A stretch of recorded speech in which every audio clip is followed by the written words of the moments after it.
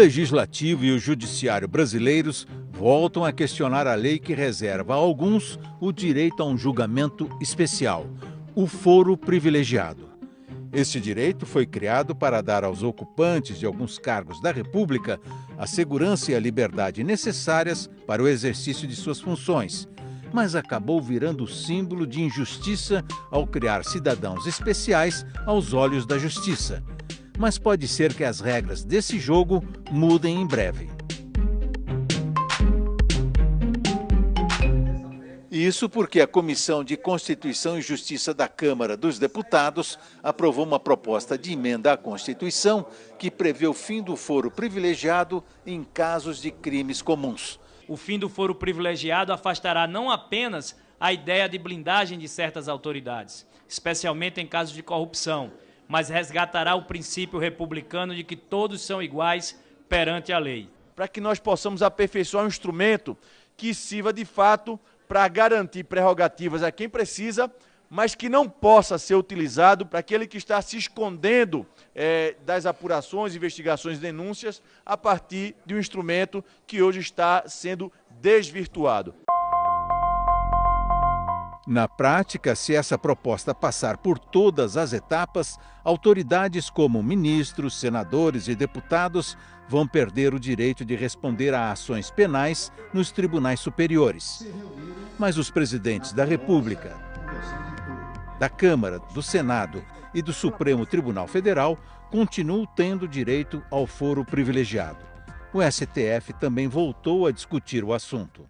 Eu divirjo, entendendo que o foro por prerrogativa de função aplica-se a todas as infrações penais comuns praticadas por detentores de mandatos eletivos a partir da sua diplomação. Por compreender que a regra de competência para crimes comuns, prevista na letra B, inciso 1º, artigo 102 da Constituição, só se aplica para os crimes praticados por congressistas, parlamentares, como aliás explicou o eminente relator na extensão do seu voto, desde que condigam com o exercício da função, o que afasta, por consequência lógica, sua aplicação a fatos anteriores à assunção do mandato. O Sem Fronteiras de hoje entra nessa discussão e pergunta: os brasileiros não são todos iguais perante a lei?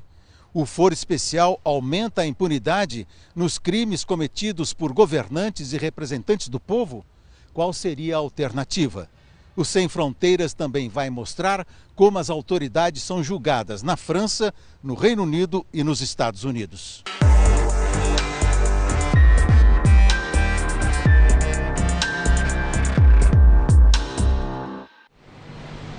Todos são iguais perante a lei sem distinção de qualquer natureza.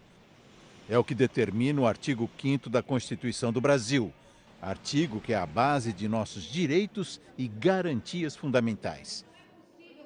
Na realidade, milhares de brasileiros, autoridades dos 3 poderes, têm o privilégio de serem julgados apenas por tribunais específicos. É o foro privilegiado, que abrange todo tipo de crime, mesmo aqueles que não tenham a ver com o exercício da função. O foro especial por prerrogativa de função é chamado de foro privilegiado. É um privilégio? Sem a menor dúvida, é um privilégio. Em primeiro lugar, porque você tem um número muito grande de autoridades brasileiras que estão submetidos a uma corte de justiça especial, diferente daquela que submete os cidadãos comuns. Isso desequilibra completamente a igualdade perante a lei. Então, ele é privilegiado no sentido de que essas pessoas só podem ser julgadas por essas cortes especiais.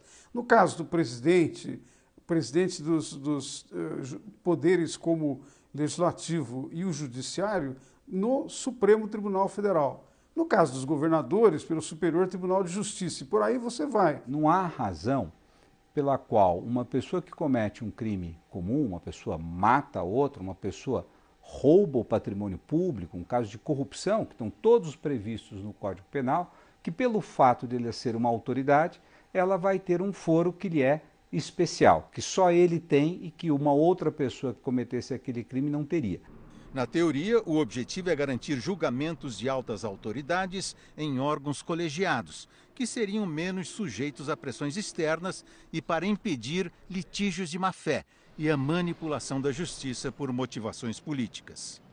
O foro privilegiado quer garantir a imparcialidade do sistema de justiça quando você está julgando essas altas autoridades. Você quer evitar que esse poder tão enorme que elas carregam consigo possam afetar a imparcialidade dos juízes de primeira instância, primeiro nível. É importante ver que o foro privilegiado ele é uma defesa de estabilidade do sistema, não de impunidade. Nas democracias, o foro privilegiado foi se estreitando e até desapareceu em alguns países. Mas no Brasil, o número de autoridades com foro especial apenas cresceu, e muito. No Brasil, nós temos uma tradição, a partir da Constituição de 1891, que garantia o foro privilegiado para as principais autoridades, o presidente da República, os ministros e os próprios ministros do Supremo Tribunal Federal. Essa foi a nossa trajetória até a Constituição de 1988. O que a Constituição de 1988 fez foi uma expansão muito grande. Né? Como que ela expandiu isso? O que mais nos preocupa nesse momento? Ela deu a todos os membros do Congresso Nacional a possibilidade de serem julgados pelo Supremo Tribunal Federal. O ministro Celso de Mello, do Supremo Tribunal Federal, até disse que a Constituição de 88 virou uma Constituição aristocrática, porque privilegia alguns em relação a outros. Ela privilegia não alguns, ela privilegia muitos. Ela criou, no que diz respeito ao foro privilegiado, certas castas, né?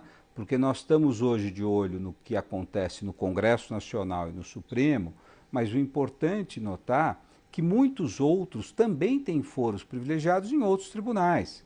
Né? Então, são foros privilegiados estaduais, são foros privilegiados que protegem secretários de Estado, deputados estaduais, vereadores. O pessoal da Lava Jato, o Dalton Dallagnol, por exemplo, o promotor, imagina que são, pelos cálculos que ele fez, alguma coisa perto de 22 mil pessoas. Mas eu já vi a análise de um ex-juiz federal que, levando em conta os casos que ele tratou, inclusive no judiciário, são mais de 45 mil casos. Quer dizer, isso não faz o menor sentido.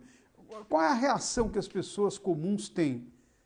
De que elas estão fora de uma alternativa que é garantida ao judiciário, especialmente para essas pessoas. Isso desequilibra completamente a percepção da democracia, a percepção da justiça, deslegitima a justiça e dá uma sensação de desigualdade, de injustiça. Em estudo feito para a Câmara dos Deputados, o consultor Newton Tavares Filho analisou os sistemas de julgamento de autoridades em 16 países e concluiu: nenhum país estudado previu tantas hipóteses de foro privilegiado como previu a Constituição Brasileira de 1988. Para além da desigualdade de tratamento dado a deputados, senadores e outras autoridades, o foro privilegiado abarrotou o Supremo Tribunal Federal com processos criminais, principalmente com o Mensalão e a Lava Jato. No estudo feito pelo consultor Newton Tavares Filho para a Câmara dos Deputados, de 2001 até 2016, o Supremo Tribunal Federal recebeu cerca de 560 casos. Em 2003, o tribunal levava, em média, 277 dias para julgar ações penais de foro privilegiado. Em 2016, esse prazo ultrapassava 1.200 dias. Em 2014, o STF, para apressar esses processos, determinou que essas autoridades poderiam ser julgadas pelas turmas da corte. Não deu certo. O prazo aumentou para 1.396 dias em 2014 e para 1.536 em 2015. Ao colocar tudo sobre a responsabilidade do Supremo, por exemplo, para julgar todos os membros do Congresso, e sendo o volume enorme, né, nós temos que levar em consideração que nós temos uma classe política altamente delinquencial. Né, e esses processos vão se arrastando no Supremo, que não é um tribunal com aptidão para fazer julgamentos de natureza criminal. O Supremo Tribunal Federal brasileiro não tem essa capacidade de julgar aquilo que está sendo levado para lá. Sem dúvida nenhuma, porque o Supremo brasileiro, ele exerce na realidade a função de três instâncias, né? Ele é uma corte constitucional, então você imagina a quantidade de questões que são levadas ao Supremo todos os dias para questionar a validade de uma lei. E essa é a sua função natural, essencial, né? Depois, ele é uma corte de apelação. Todos os outros tribunais têm as suas decisões revistas pelo Supremo Tribunal Federal. E isto é que gera o maior volume de trabalho e que ele não deveria fazer. E terceiro, ele passou a ser uma corte especial para foro privilegiado, que se fossem poucos casos, nós não estaríamos discutindo muito. Mas o fato é que, por serem muitos os políticos envolvidos em casos de corrupção, ele passou a ter que transformar isso em parte ordinária do seu trabalho. Isso impede que ele faça o resto. Veja quanto tempo durou, por exemplo, o julgamento do mensalão, né? Foram 7 anos, depende de onde você começa a contar isso. Antes de ser votada pela Comissão de Constituição e Justiça da Câmara, a proposta de modificação das regras do foro privilegiado já tinha sido aprovada pelo Senado em 2 turnos de votação. Existe uma batalha maior acontecendo para ver quem tem que ter o poder político sobre questões fundamentais da República. Essa é uma brecha importante para o Senado poder tirar um pouco, minar um pouco dessa autoridade, desse protagonismo do Supremo, dizendo, olha, eu também decido bem, e aí quem deve decidir sobre isso sou eu. Acho que essa é uma entrada. Que também pode dizer o seguinte, bom, mas aí existe o risco de aprovação da emenda, o que só me leva a crer que ela não deve ser de todo ruim, a extinção do foro privilegiado, para quem está aprovando e sendo investigado. A proposta ainda tem um caminho a seguir para alterar a Constituição. Ela vai ser analisada por uma comissão especial a ser criada só para isso e submetida a 2 turnos de votação no plenário da Câmara. Para ser aprovada, depende da concordância de pelo menos 308 dos 513 deputados. Se a proposta vencer todas as etapas, quais serão as consequências? A solução de extinguir o foro privilegiado parece que resolve o problema da impunidade, mas pode inclusive acentuar ele a depender de como as coisas forem se desenvolvendo. Nós temos um mau sistema, ou nós temos um sistema disfuncional hoje de foro privilegiado. Nós não temos tantos cargos sensíveis na República que precisam dessa proteção de estabilidade. Então é racionalizar quem merece, onde esse privilégio mesmo para o cargo, que cargo precisa dessa proteção e onde deve haver esse julgamento, é o tipo de debate que nós estamos fazendo. A PEC solapa todo esse debate complexo e tenta dar uma solução simplista. Ela criminaliza o foro privilegiado, por assim dizer. E daí evita fazer esse debate sofisticado de política pública. Então, tem muita gente? Sem dúvida. Deve ser tirado do STF? Com certeza. Mas aí a gente tem, entre extinguir e fazer esses ajustes, uma ampla gama de opções. A ideia de tirar o crime comum do foro privilegiado é uma boa ideia? Ela contribuirá enormemente. Por quê? Porque grande parte dos políticos que cometem crimes são crimes que são capitulados pelo Código Penal. Isso é o que é o crime comum, é aquele que todo pode praticar, tá? Os crimes de responsabilidade são um grupo mais reduzido de atos que apenas as altas autoridades podem fazer. Então, se nós tirássemos os crimes comuns, nós já teríamos aí um avanço enorme. A França tende a investigar e punir exemplarmente os seus políticos, mas igualmente a perdoá-los. Não fosse assim, Jean-Marc Ayrault não seria o ministro das Relações Exteriores, Jean-Christophe Cambadélis não ocuparia o posto mais alto no Partido Socialista, Jean-Marie Le Pen perderia seu lugar de honra na Frente Nacional e Nicolas Sarkozy não continuaria tendo uma influência tão grande no Partido dos Republicanos. Uma lista interminável de parlamentares, prefeitos, ministros e presidentes passaram por investigações e julgamentos nos últimos anos. Quase sempre depois de cumprirem seus mandatos. A maioria julgada pelo direito comum, salvo aqueles cometidos pelo primeiro-ministro, ministros e secretários de Estado, quando respondendo por crimes diretamente ligados ao exercício de seu mandato. Estes têm direito à Corte de Justiça da República, que existe desde 1993, com uma composição que junta deputados, senadores e 3 juízes do Supremo francês. A última ré a sentar-se diante da corte foi Christine Lagarde, ex-ministra de Economia do governo Sarkozy-Fillon e ainda hoje diretora-geral do Fundo Monetário Internacional. Lagarde era acusada de negligência por ter dado um parecer favorável em 2007 à arbitragem do litígio que opunha o milionário Bernard Tapie ao antigo banco estatal Crédit Lyonnais. A arbitragem permitiu que o empresário levasse 400 milhões de euros. Em dezembro do ano passado, Lagarde foi considerada culpada, mas foi dispensada da pena solicitada pela acusação, 1 ano de prisão e 15 mil euros de multa. A decisão não foi mencionada no seu registro criminal. Polêmica e combatida por sua condescendência, a Corte de Justiça da República deveria ter sido suspensa em 2012, se François Hollande tivesse cumprido a promessa que fez durante sua campanha presidencial.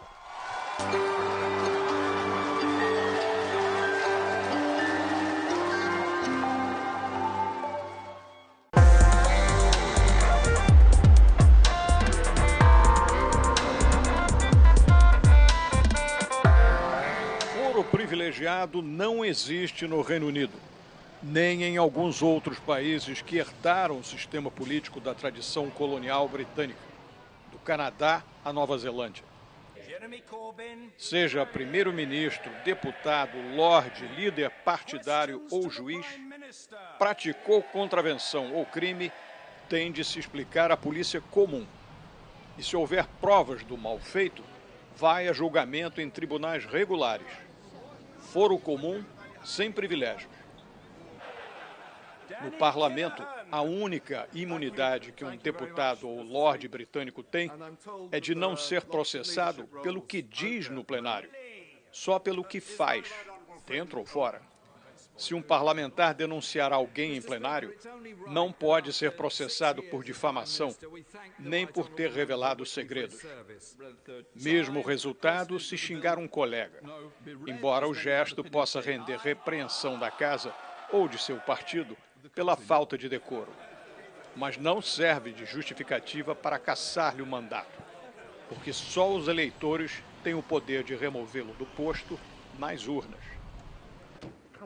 Já se um membro da Casa dos Comuns ou dos Lordes roubar, por exemplo, em prestação de contas, como já ocorreu com alguns flagrados pela imprensa em tempos recentes, cai nas mãos da polícia e o infrator pode ser levado a um tribunal comum, como qualquer cidadão. Não tem imunidade. Propina, então, nem desperta dúvidas na polícia e no Ministério Público. A regra se aplica ao primeiro-ministro, a lordes, juízes e até a membros da família real. Só não vale para a rainha. Abrigada aqui no seu palácio de Buckingham, ela sim tem imunidade absoluta. Elizabeth II herdou uma tradição que se arrasta há séculos nesse país. Vem tomando aos poucos poderes do soberano, que hoje em dia nem governa mais. Só tem funções cerimoniais. Porém, ainda não pode ser processado. Especialistas acham que essa imunidade da rainha ou do rei acabará questionada quando surgir um caso concreto de abuso do monarca. O último a testar o sistema foi o rei Charles I, que em 1649 confrontou o parlamento. Cortaram a cabeça dele. Político corrupto é o que não falta nos Estados Unidos. Quando são apanhados, o que acontece com frequência, vão a julgamento na justiça comum, mesmo que estejam cumprindo mandato. Não existe foro privilegiado. Casos recentes incluem o governador de Illinois, Rod Blagojevich, que está cumprindo pena de 14 anos de prisão por corrupção. A jornalista Simone Delgado conversou com a professora de Direito Constitucional, Gloria Brown. So there is no exception to the law in terms of the way they are brought to trial. It doesn't matter how high the senator is. Okay. It doesn't matter if it's a freshman U.S. member of the U.S. House of Representatives. No one is beyond the law. No one. It doesn't matter their political position in this country. Governor, U.S. Senator, House of Representative, judge. No one is above the law. So it's equal justice under law, and they will be tried in a court of law, and they'll be tried by a jury of their peers, and that jury is made up of peers from any part of the country where the action is taking place. It could be a construction driver, it could be a teacher, it could be somebody who's unemployed. Any of those people can be on a jury. A única exceção é o presidente. A Constituição não é clara a respeito. Fala da remoção do chefe do executivo através do impeachment, caso ele cometa crimes como traição e outros delitos de ordem política, mas não define como julgar um presidente por prática de corrupção e outros crimes comuns. A interpretação dos juristas é que a separação dos poderes impediria o judiciário de julgar o chefe do executivo. Como até hoje nenhum presidente americano foi acusado de corrupção, a Suprema Corte não teve que se decidir a respeito. Mas pode ser que isso mude por causa dos conflitos de interesses que cercam Donald Trump. If they find that he has undue influence, and that undue influence is from a foreign nation, then that is in violation of Article 1, Section 9. It is supposed to go before the House to determine whether or not he should be impeached. The concern is that they won't do it because Republicans control the House, the Senate, and the White House. That means that they would have to undermine their own power. When they created the Constitution, it was with the idea that people in office would care more about the country than about any individual president. So the issue of corruption is so important here because even though it doesn't involve money, isn't it an issue of corruption for political power to keep Donald Trump in office in order to maintain Republican political control of all of these branches of government? Se as democracias mais consolidadas, como o Reino Unido e os Estados Unidos, julgam seus políticos na justiça comum, por que não fazer o mesmo no Brasil? Porque o nosso ambiente institucional, no sistema de justiça, é absolutamente diferente. Você tem um sistema nesses países, por exemplo, um sistema judiciário e de acusação mais uniforme e disciplinado. Esse é um problema. O Brasil não tem um sistema de acusação e de julgamento uniforme e disciplinado. Mesmo dentro de tribunais, nós temos juízes que vão decidir em situações opostas casos semelhantes, do mais baixo instância à mais alta.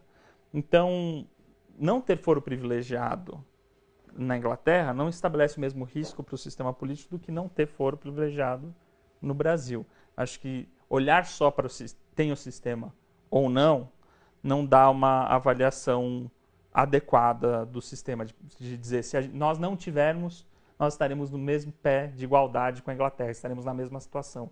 Eu não acho que isso seja necessariamente verdade.